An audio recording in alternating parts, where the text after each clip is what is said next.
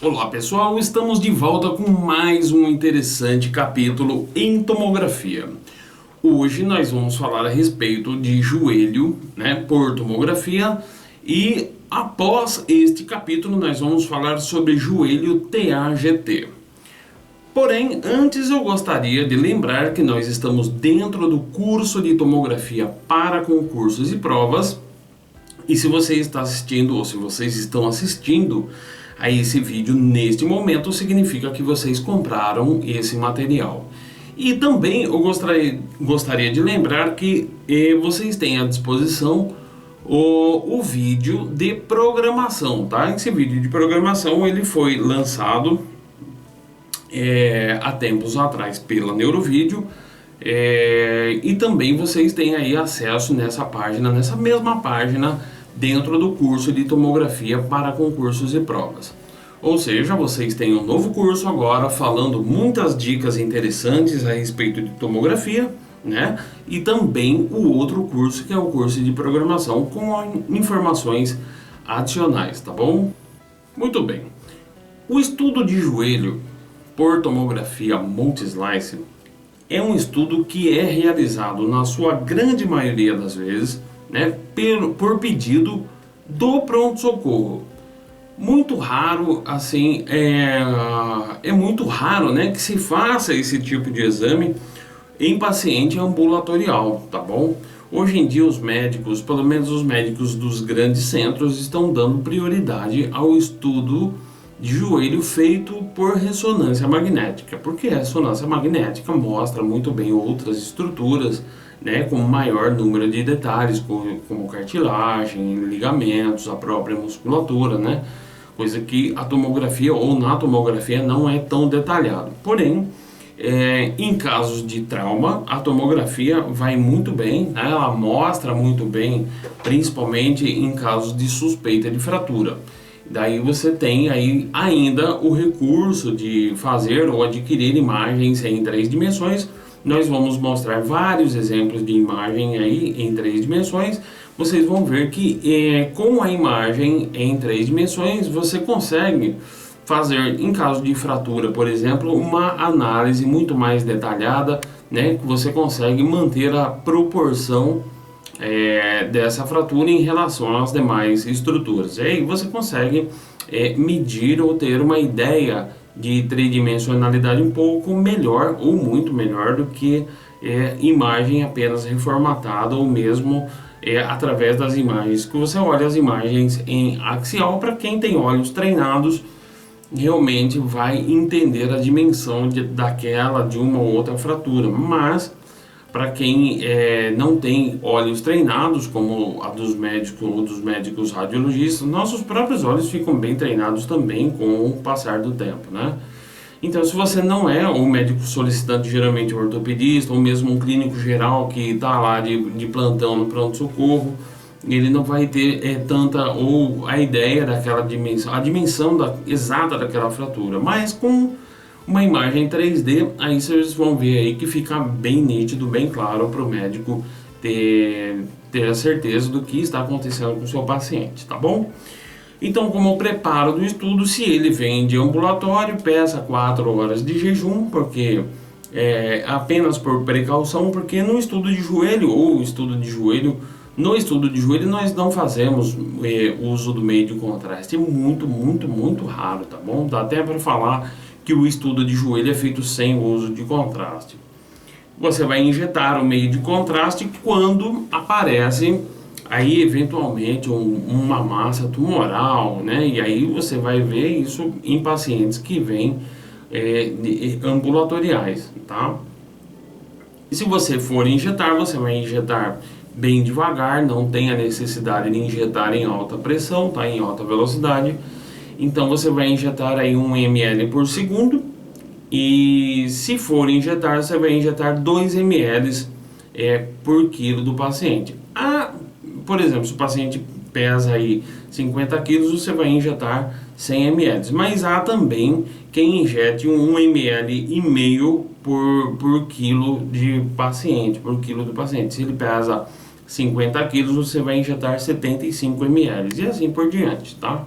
Então essa variação vai de equipe para equipe.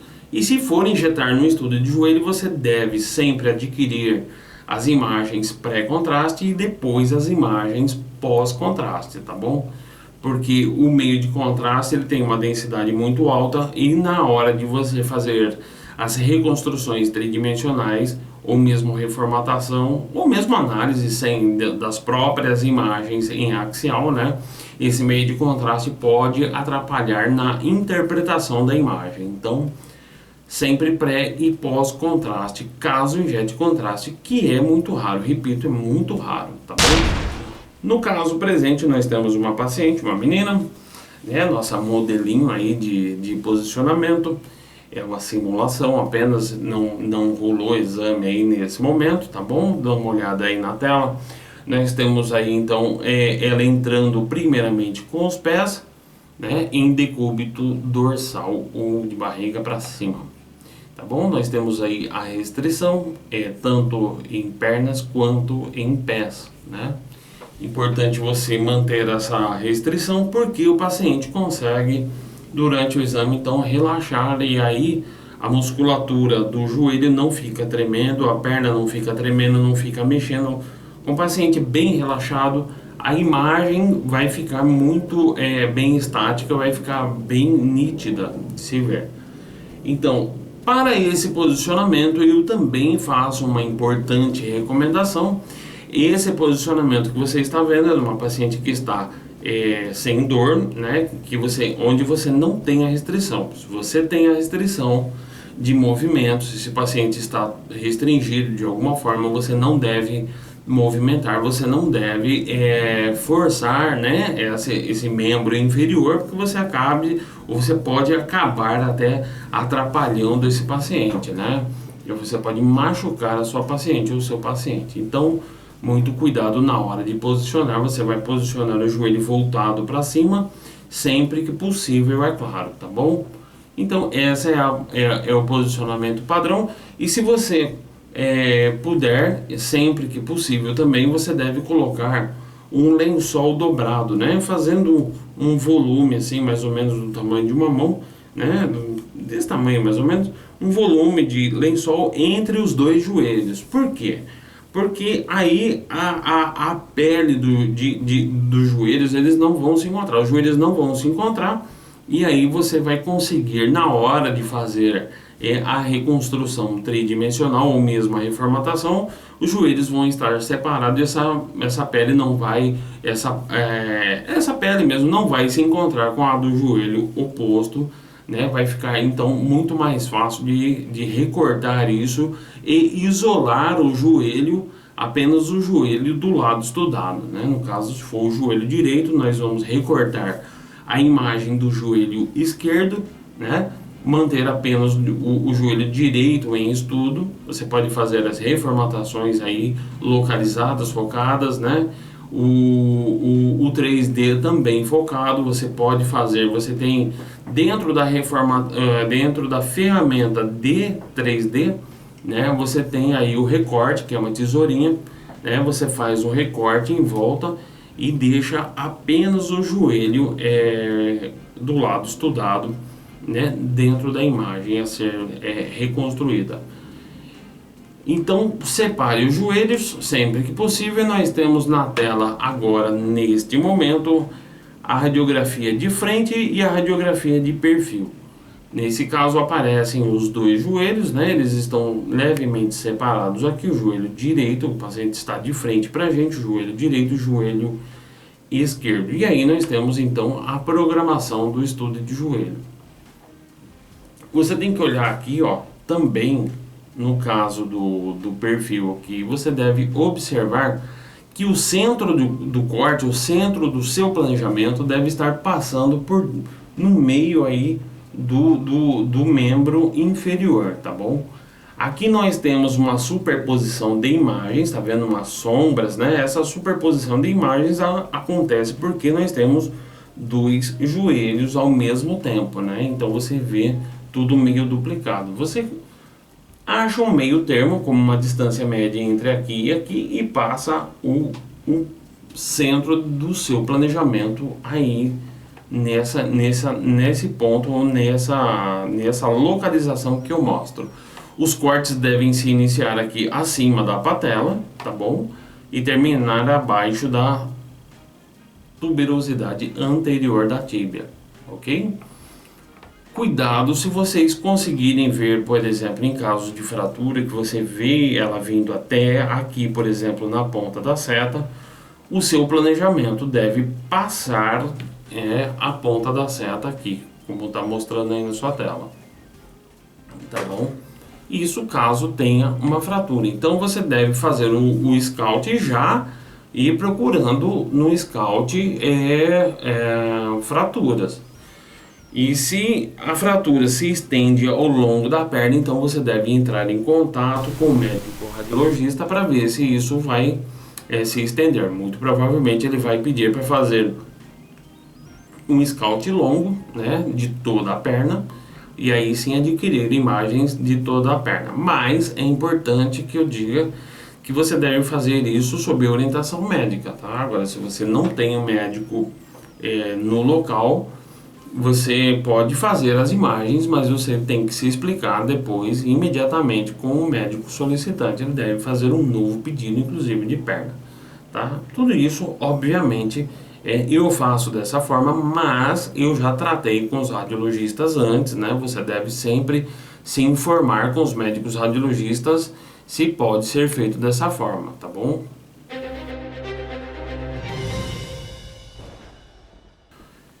O estudo de joelho, embora seja bastante importante, né?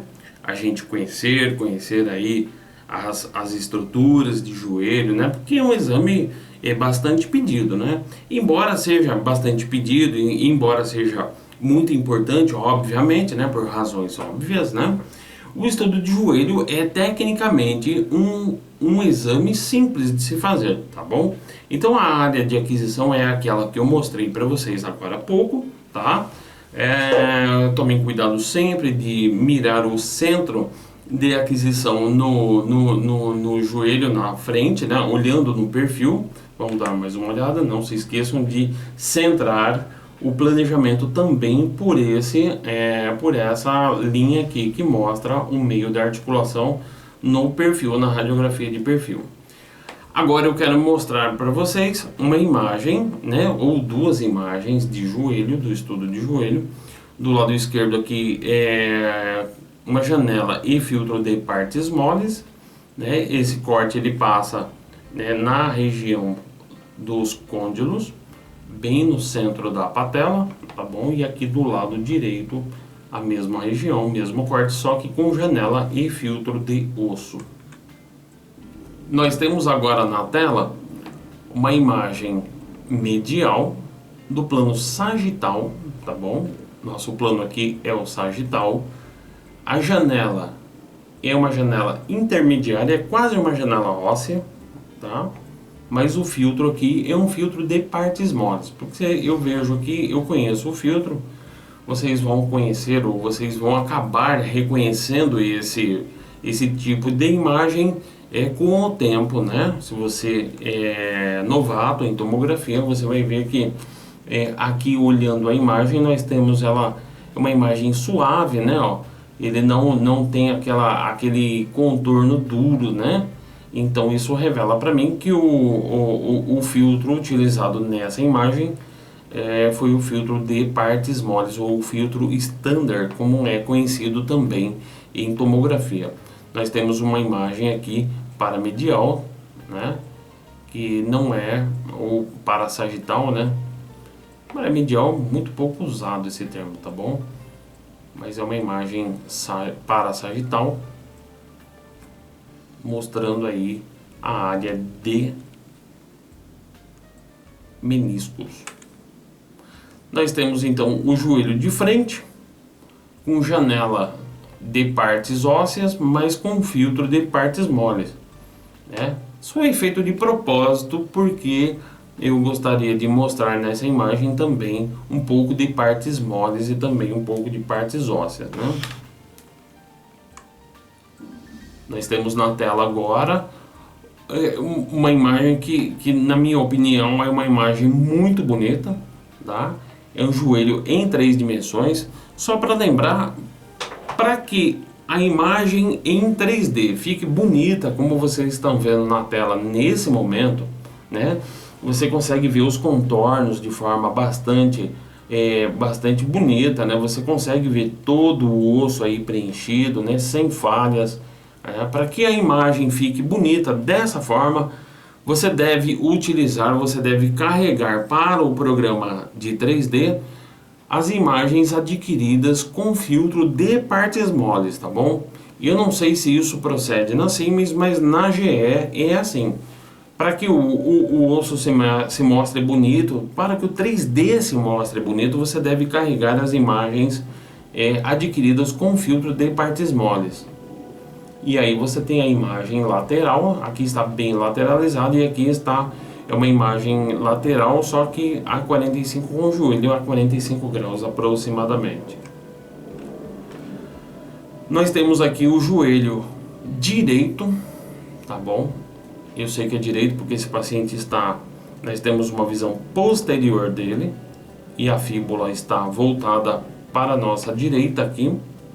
Então esse paciente está na verdade de costa para nós, né? E uma outra imagem a 45 graus também, uma imagem póstero-medial, né? Onde está o nosso campo de visão aqui. Realmente uma imagem sensacional, muito esclarecedora são essas imagens em caso de fratura, né? Em caso de luxação também. Imagem de pronto-socorro de primeira qualidade, né? Então, realmente, em caso de trauma, a tomografia multislice, em especial, é realmente uma fera na ajuda aos médicos. Vamos olhar agora algumas imagens. Vamos olhar as imagens fonte, tá? Com janela e filtro de partes moles, tá bom?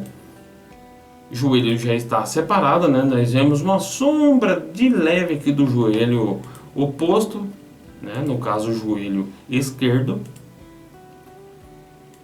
Tá? Partindo do princípio que do lado de cá nós sempre teremos aquele R mostrando right, né? Mostrando o lado direito, e do lado que mostra aqui a setinha aqui estaria a letra L, né? Mostrando left, né?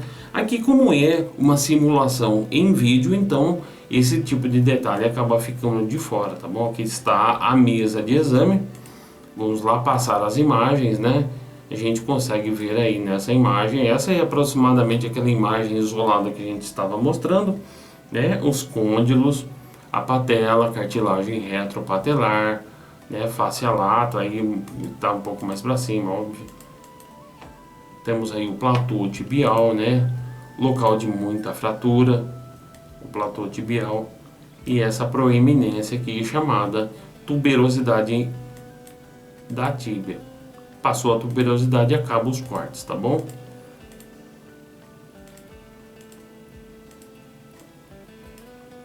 Agora eu vou mostrar para vocês as imagens, as mesmas imagens, só que com janela e filtro de osso. Você vê que o osso aparece de forma bastante competente nessa imagem.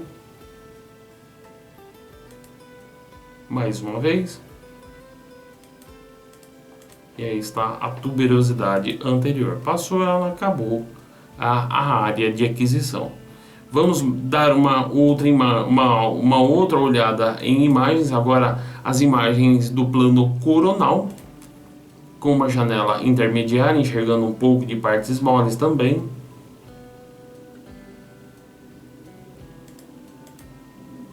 Mostrando até a patela, olha que beleza. Né? Se você tivesse uma fratura grande por aqui, seria muito fácil de ver uma interpretação, ajuda muito na interpretação esse tipo de imagem, tá bom? Agora nós temos aí o plano sagital, também com uma janela intermediária, porque você consegue ver um pouco de partes moles e também consegue ver a parte óssea muito bem. Região dos meniscos, né? Aí a patela, o ínfero patelar, tendãozão, né? Se não me engano, é esse tendão que o Ronaldinho, o fenômeno, estragou, né? Não fala estragou, né? Fala rompeu. E aí, esse sentido das imagens é o sentido médio lateral, tá bom?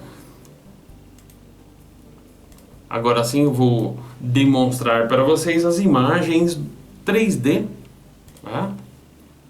Uma rotação lateral. Obviamente o grande número de imagens aqui se dá porque é apenas uma simulação e eu gostaria muito de ilustrar bem isso para vocês, então eu fiz um monte de imagem, né?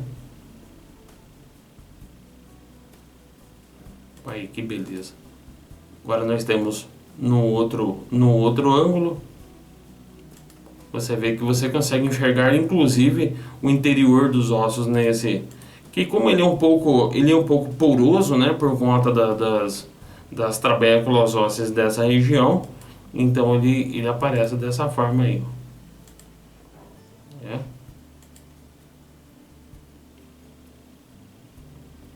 Ele não é maciço, tá? Ele tem aí umas áreas onde ficam aí onde acontecem a reprodução sanguínea, né, das células sanguíneas, ficam dentro de ossos, assim como o fêmur, a tíbia, grandes ossos, né? Vamos ver. Agora nós temos aí axiais dos dois joelhos simultaneamente, com janela e filtro de osso.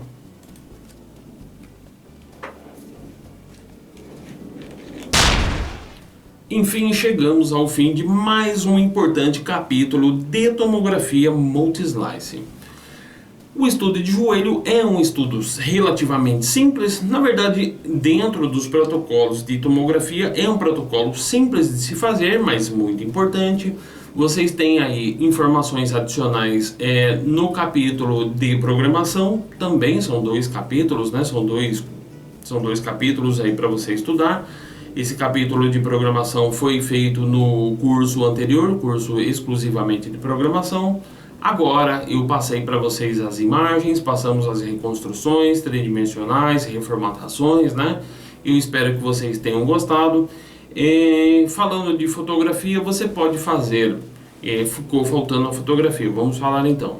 Você pode fazer 2 filmes, um com janela e filtro de partes moles e outro com janela e filtro de partes ósseas no plano axial, mais um filme coronal e sagital junto, com somente parte óssea, e também mais um filme com imagens em diferentes ângulos 3D. Então são 5 filmes que você pode fazer para ilustrar muito bem aí esse estudo, tá bom? Eu espero que vocês tenham gostado, eu espero que vocês tenham curtido.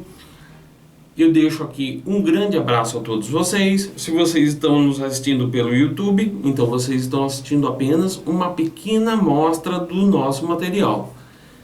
Entre no site da Neurovídeo, converse com a gente. Se você não pode pagar pelo curso nesse momento, podem acreditar, converse com a gente faz um desconto. Você também tem aí o direito de parcelar, né? O sistema de pagamento que é o PagSeguro, é um sistema de pagamento muito sólido, também dá direito a você dividir em até 18 vezes, se eu não me engano, tá bom? Eu deixo um grande abraço a todos e até o próximo capítulo, que é o capítulo de joelho para TAGT, ou técnica de TAGT. Um grande abraço, até daqui a pouco.